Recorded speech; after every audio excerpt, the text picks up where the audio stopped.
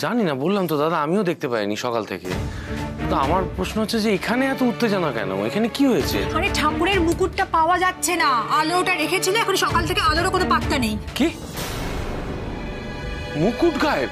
আরে বাবা, মুকুট তো নয়, চোর নিয়ে গেছে, আমি বুঝলাম সেটা, কিন্তু একসাথে দুটো মানুষ উধাও, এটা কেমন একটা অদ্ভুত না দাদা ভাই? মানে কি বলতে চাইছিস তুই দি? এটাই যে তুই আর ছায়া ছাড়া একমাত্র আলো জানতো মুকুটটা কোথায় আছে। এখন মুকুটও নেই, আলোও নেই। আমার তো মনে হয় দাদা ভাই কান টানলেই মাথা আসবে। আলোর খোঁজ মিললেই মুকুটেরও হদিশ পাওয়া যাবে, তুমি দেখে নিও। ছোট বৌমা, সুতো নাতায় আলোর দোষ ধরাটা স্বভাবে দাঁড়িয়ে গেছে তোমার। কিসের এত শত্রুতা বলো তো মেয়েটার সাথে তোমার? সারাক্ষণ ওর উপর দোষটা পাচ্ছ।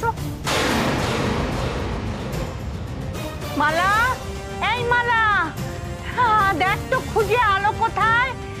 বাড়ির মধ্যে না পাওয়া গেলে প্যান্ডেলে যাবি, যদি ঠাকুর দেখতে গিয়ে থাকে। হ্যাঁ যা, তাড়াতাড়ি যা। মা, তুমি কিন্তু শুধু শুধু তনুকে বকাবকি করলে।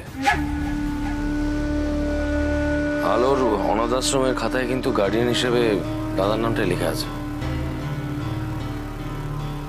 ফলে কোনো যদি গন্ডগোল এখান থেকে হয় বা আলো করে, তাহলে কিন্তু সেটা পুরো দাদার উপরই এসে পড়বে। যত ভাবি যে পুজোর দিনে মেয়েটাকে বকবো না, কিছু না কিছু একটা কাণ্ড করে বসবেই। শুধু কি বকা দাদা? আমার তো ইচ্ছে করছে ওকে ঘরে বন্ধ করে রেখে দিতে। আচ্ছা মেজদা, অনিশও তো বাড়িতে নেই, আলো অনিশের সাথে কোথাও যায়নি তো? এক্ষুনি হয়তো ফিরে আসবে। অনু, আলোর চলে যাওয়াটা কিন্তু ইম্পর্টেন্ট নয়, অনেক বেশি কিন্তু রহস্যজনক। যে মুকুটটা গায়েব হয়ে যাওয়া, সেটা অনেক বেশি রহস্যজনক। তোমাকেও বলি, এরকম একটা দামি জিনিস তুমি বাচ্চাদের হাতে কেন দিতে গেলে? ঠাম্মির কোনো দোষ নেই বাপি, আমি জোর করেছিলাম।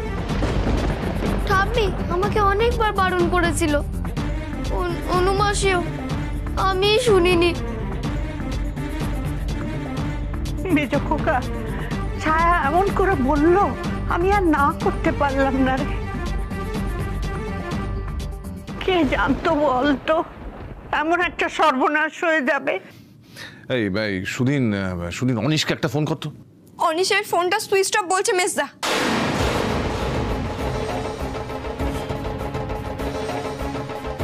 দুজনে মিলে আবার ভোরবেলায় ঠাকুর দেখতে বেরোয়নি তো? আচ্ছা শোনো, তোমরা ওদের খোঁজ করো আর ওই অনিশকে ফোনে ট্রাই করো, কোনো খবর পেলেই আমাকে জানাও। চল শুধু। ঠিক লাগছে না আমার।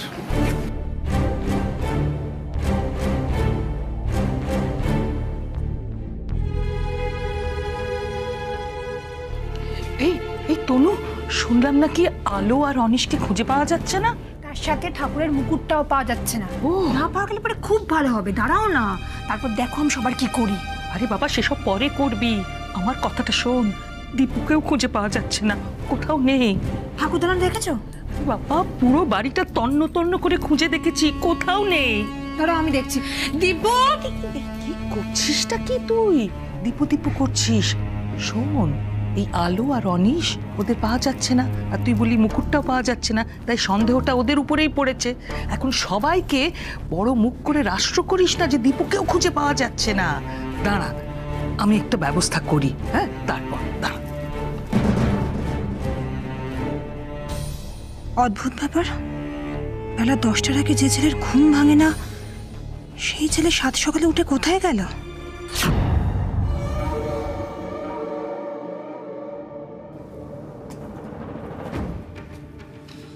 ফোন করে তো এই গোডাউনেই আসতে বললো, কিন্তু এরা এখন এত দেরি করছে কেন? বেশি দেরি হয়ে গেলে তো আবার বাড়িতে খোঁজাখুঁজি শুরু করে দেবে।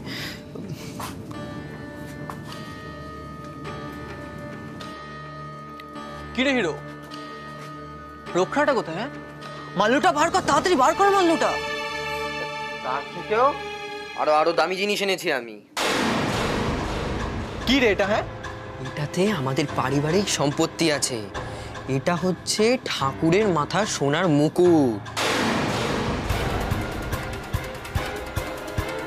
এইটা না ওই ফোনের দামের থেকেও আরো অনেক বেশি।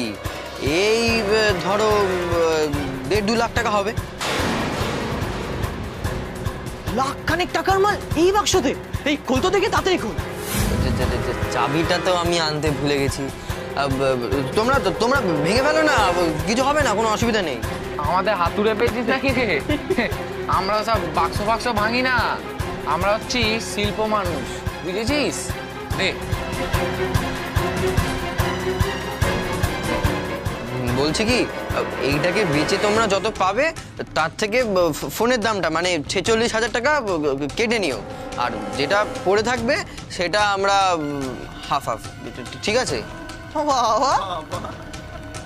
তুমি তো জিনিস দেখছি গুরু। হ্যাঁ, নিজের বাড়ির মাল ঝেড়ে নিজের পকেট ভরছো। আচ্ছা চল ডান। এই কিরে, এই তোর হয়েছে? কতক্ষণ সময় নেই? এই তো ওস্তাদ, এক্ষুনি হয়ে যাবে। আমার হাতে এখন পড়েছে, চিন্তা নিও না।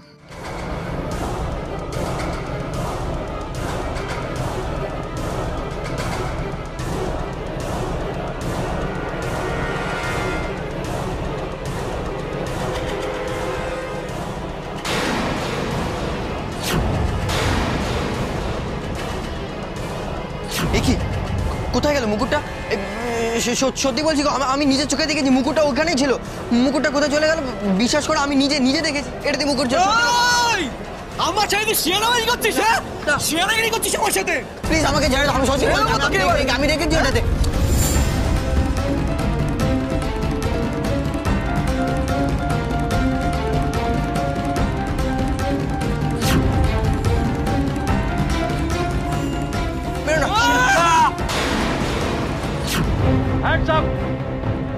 কেউ নড়ার চেষ্টা করবে না, এক পাও।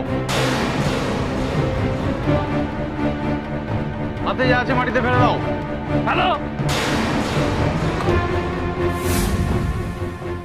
অদ্ভুত ব্যাপার তো, বাড়ির ভেতর থেকে ঠাকুরের সোনার মুকুট গায়েব। আচ্ছা মা, বক্সটা লক করা ছিল?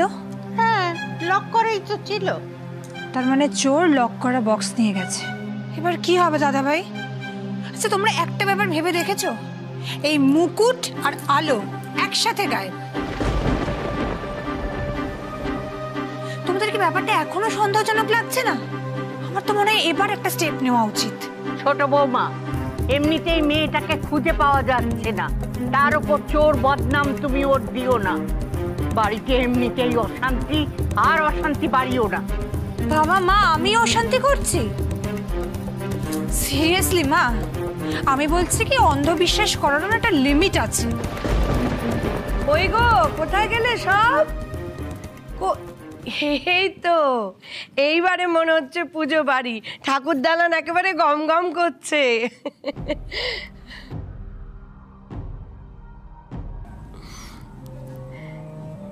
আলো কোথায়? আলোকে ও মা, এই তো আমাদের ছায়া মা রেডি হয়ে গেছে দেখছি। ও ছায়া, আলোকে ডাক। আজ তো তোদেরই দিন রে, তোরা দুই বোনে হাত ধরাধরি করে মায়ের মাথায় মুকুট পরাবি। যা যা যা, ডেকে আন আলোকে। তুই কোথায় গেলি আলো? সবাই তোর খোঁজ করছে। বাপি রেগে গেছে। কাকিমণি তোর নামে খারাপ খারাপ কথা বলছে।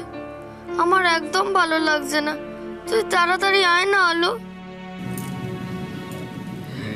মেজো, বলছি এইভাবে টেন্সড হয়ে দাঁড়িয়ে আছিস কেন? অতিথি অভ্যাগত যারা আসছে তারা কি ভাবছে বলতো? তুই একটু কথাটা তো বল। আমি বরং সুদিনকে নিয়ে থানায় একটা ইনফর্ম করে আসি, আর পাড়ার লোকজনদের একটু জিজ্ঞেস করে আসি যে ওরা অনিশ আর আলোকে দেখতে পেয়েছে কিনা। সুদিন, কি ব্যাপার গো দিদি ভাই, কিছু হয়েছে নাকি?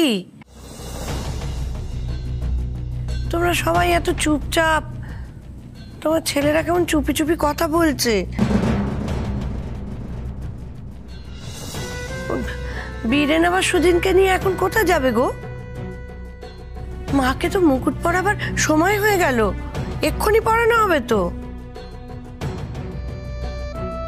আর বলিস না, পুজোর দিনে যে কি বিপদ হলো, আমাদের আলোকে না খুঁজে পাওয়া যাচ্ছে না।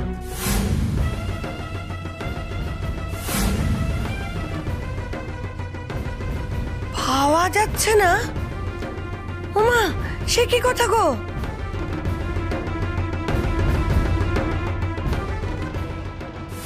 কিছু সন্দেহজনক চেহারার লোক আলো চ্যাটার্জির ছবি নিয়ে এই এলাকায় ঘোরাঘুরি করছে।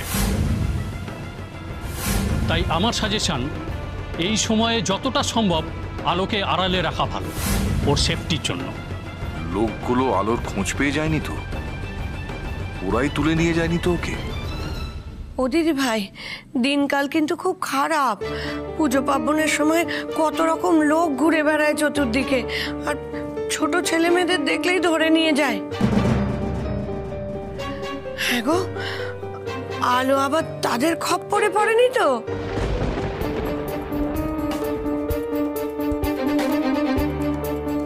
আমার আরো সতর্ক হওয়া উচিত ছিল, কিন্তু আলোকে যদি না পাওয়া যায়, আমি খুকুকে কি জবাব দেব?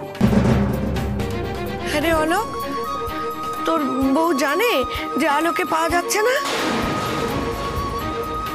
না মানে আসলে খুকুর শরীরের যে অবস্থা, ওকে এসব জানাবার কোনো দরকার নেই। এই মেজো, আমরা আসছি, আয়।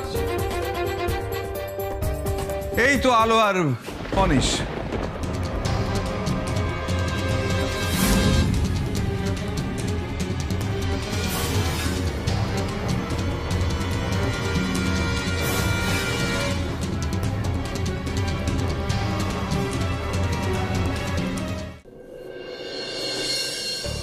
দিদু ভাই, হ্যাঁ, আমরা যে সকাল থেকে তোমাকে খুঁজে বেরিয়েছি, কোথায় ছিলে তুমি?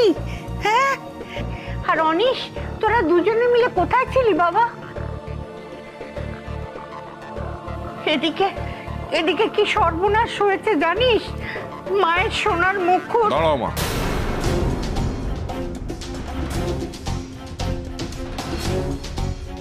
হ্যালো, তাকাও আমার দিকে। কাউকে কিছু না জানিয়ে, আমার অনুমতি না নিয়ে কোথায় গিয়েছিলে তুমি?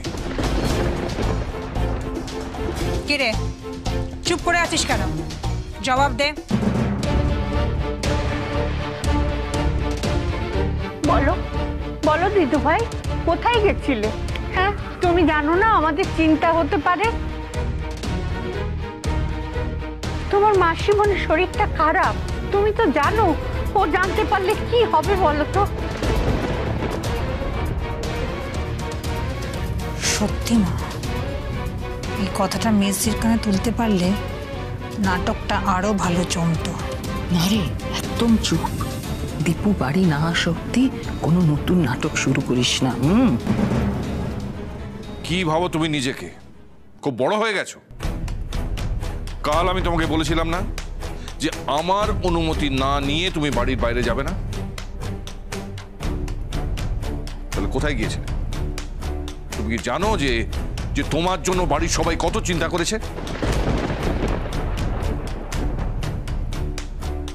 তোমাকে ভরসা করে আমি একটা দায়িত্ব দিয়েছিলাম। ইনফ্যাক্ট দায়িত্বটা তুমি আমার কাছ থেকে চেয়ে নিয়েছিলে।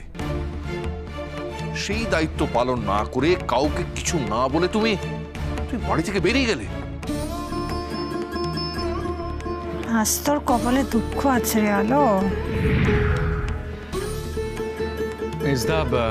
আমি বলছিলাম কি, দাঁড়া অনিশ, আমি আলোকে একটা প্রশ্ন করেছি। হ্যালো, আমার প্রশ্নের উত্তর দাও। আজ তোমার আর ছায়ার মাকে মুকুট পরানোর কথা ছিল। তুমি কি জানো যে সেই মুকুট খুঁজে পাওয়া যাচ্ছে না? ওই মুকুট সামনে রাখার দায়িত্ব ছিল তোমার। তুমি কি সেই দায়িত্ব পালন করেছো? আর এটাও কি জানো যে সন্দেহের তালিকায় তোমার নাম উঠেছে?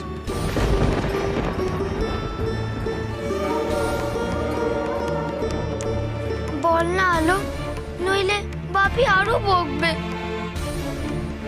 কোথায় গেছিলি? বল না আলো, তোর কি কোনো প্রবলেম হয়েছিল?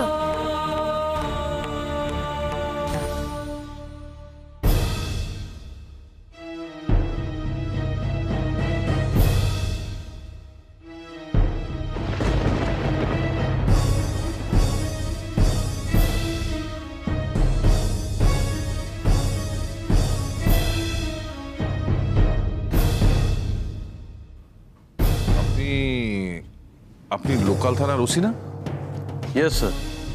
আপনি হঠাৎ এখানে? অবশ্য এসেছেন ভালোই হয়েছে। আমরা ইনফ্যাক্ট থানায় যেতাম একটা চুরির ডায়েরি করতে। আসলে আমাদের একটা পারিবারিক সম্পত্তি, ঠাকুরের সোনার মুকুট চুরি গেছে। আলো মা, বলে দাও, ভয়ের কিছু নেই। দুর্গা মায়ের মুকুট চুরি হয়নি গো মেশো।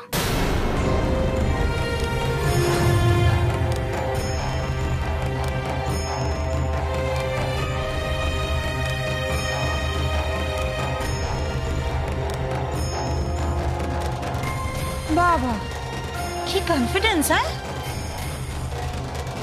চুরি হয়নি তুই কি করে জানলি? অদ্ভুত ব্যাপার তো। আমি জানি কাকিমণি, কারণ মুকুটটা আমার কাছেই আছে।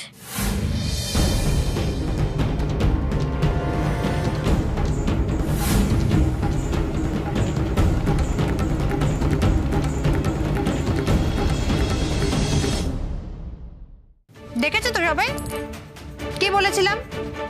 আলোর সন্ধান পাওয়া গেলে মুকুটের সন্ধান পাওয়া যাবে। এসব তুই কি বলছিস আলো? মুকুটটা তোর কাছে কি করে থাকবে? তুই তো আমি নিজে বলে গেলি যে তুই মুকুটটা আলমারিতে রেখে গেছিস। আর তাছাড়া মেজদা যখন তোকে বললো ওই ঘরে যাওয়ার জন্য, তুই তো তখন জামা কাপড়ের ব্যাগ নিয়ে বেরিয়ে গেলি। আমি স্পষ্ট দেখেছি। না গো অনুমাসি, মুকুট সত্যি আমার কাছেই আছে। আমি যখন আলমারিতে মুকুটটা রাখছিলাম তখনই লক খুলে আমার ব্যাগের ভেতরে মুকুটটা ঢুকিয়ে নিয়েছিলাম।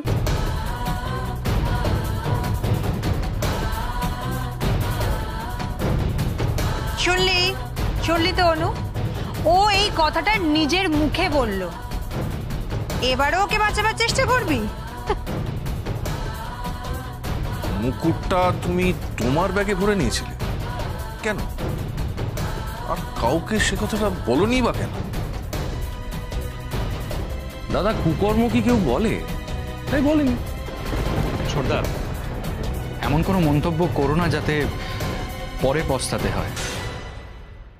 এ অনিশ, আমার সাথে পাকামি করা বন্ধ কর।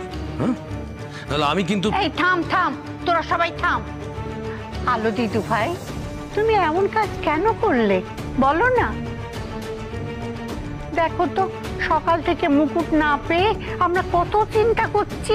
কালকে না ঠাম্মি, আমার খুব দুশ্চিন্তা হচ্ছিল। ভাবছিলাম এত দামি জিনিস এভাবে থাকলে যদি চুরি হয়ে যায়।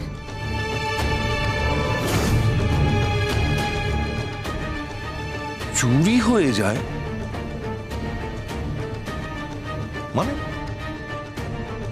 মানেটা মেজো আমি একটু বুঝিয়ে বলি। মানে আমি যতটুকু বুঝতে পেরেছি সেটা হচ্ছে, মুকুটটা যে চুরি হয়ে যাবে এটা আলো গেস করেছিল, এবং সেই সন্দেহ করেই চুরিটা যাতে না হয় তার জন্যে আলো মুকুটটা নিজের কাছে সরিয়ে রেখেছিল। আলো, আমি ঠিক বলছি? শুনতে পারলি মেজো? আলো কি বললো শুনতে পারলি? এবার নিশ্চয়ই বুঝতে পারছিস এখানে যারা অনেকে আলোকে সন্দেহ করেছিল যে আলোই মুকুটটা চুরি করেছে, তাদের ভুল চরমভাবে প্রমাণ করে দিল আজ আলো। আলো মুকুট তো চুরি করেইনি, উল্টে চুরির হাত থেকে মুকুটটাকে বাঁচিয়েছে আলো। এক মিনিট বড়দা, আলোর প্রশংসা পরে করো, আগে আমাকে পুরো ব্যাপারটা বুঝতে দাও। আচ্ছা আলো, তুমি যে বললে যে তোমার মনে হয়েছিল মুকুটটা চুরি হতে পারে, কেন মনে হয়েছিল? তুমি কি বিশেষ কাউকে সন্দেহ করছো? আর পুলিশকে ইনফর্ম কি তুমিই করেছো? আমি বলছি মেজদা, আমি বলছি। আজ আবার অনেক কথা বলার আছে। আজ একটা শুভ দিন, মাকে মুকুট পরানোর কথা, তাই আজকের মতো এরকম শুভ দিনে এরকম অপ্রিয় সত্যগুলো বলতে আমারও ভালো লাগবে না, তবে না বলেও কোনো উপায় নেই।